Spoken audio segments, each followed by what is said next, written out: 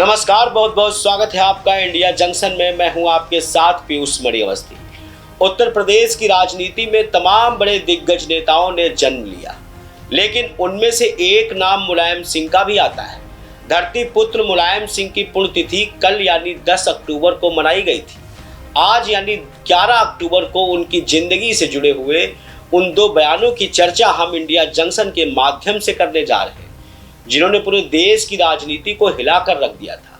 क्या थे मुलायम के वो दो बयान जिनसे मचा था राजनीतिक घमासान? देखिए इंडिया जंक्शन की रिपोर्ट में बयान से घमासान। भारत में अक्सर जब बड़े बड़े नेताओं के नाम लिए जाते हैं तो उनमें से एक नाम शुमार है धरती पुत्र मुलायम सिंह यादव का।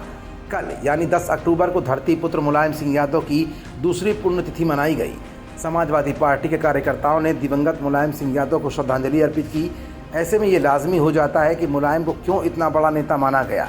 नेताजी के नाम से मशहूर मुलायम सिंह यादव के किस्से और कहानियाँ, चुटीले अंदाज तो सभी जानते होंगे, लेकिन पूरी राजनीति में उनके दो बड़े बयान ऐसे भी हैं जिससे ना ही तो कभी आपका राब्ता हुआ होगा और ना ही तो कभी आपने इस बयान को जानने की कोशिश भी की होगी। मुलायम की ज़िंदगी से जुड़ी कहानी के दो वो किस्से जो आज की रिपोर्ट में हम आपको दिखाएंगे भी और बताएंगे भी। दरअसल आज़ादी के बाद जब जब भारत की लोकतांत्रिक राजनीति का जिक्र आएगा तब तब मुलायम सिंह यादव का नाम पहली कतार के नेताओं में शुमार मिलेगा। मुलायम सिंह यादव की कहानी ये भरोसा दिलाती है कि देश का कोई भी आम शख्स सियासत की बुलंदियों को छू सकता है। भारत में सियासत की तकरीबन सभी बड़ी ऊंचाइयों को छूने वाले मुलायम सिंह यादव का सियासी जीवन तमाम किस्से और कहानियों से भरा पड़ा है, मगर मुलायम सिंह के सियासी सफ़र में उनके दो बयान ऐसे रहे जिन्होंने राजनीति में बवाल मचा दिया था।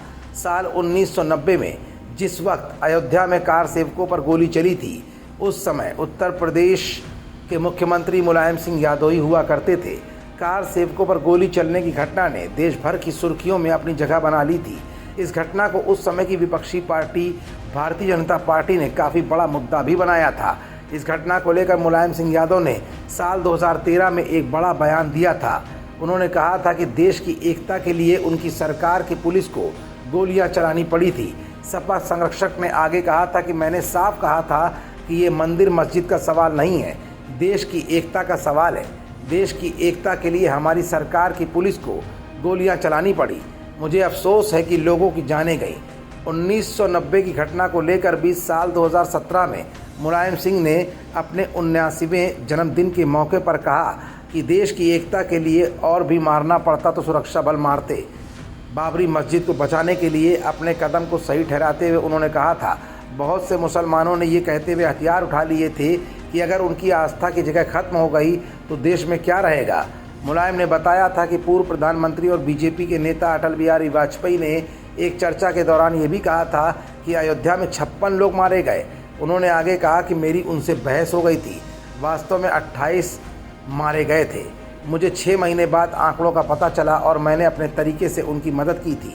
देश के रक्षा मंत्री बनने से लेकर उत्तर प्रदेश की मुख्यमंत्री की कमान संभालने वाले मुलायम सिंह यादव भले ही आज इस दुनिया में नहीं हैं, लेकिन मुलायम सिंह यादव के तमाम फार्मूलों को आगे बढ़ाते हुए आज अखिलेश यादव 30 सीटों की सांसदी जीतकर देश की तीसरी सबसे बड़ी पार्टी बन चुके हैं।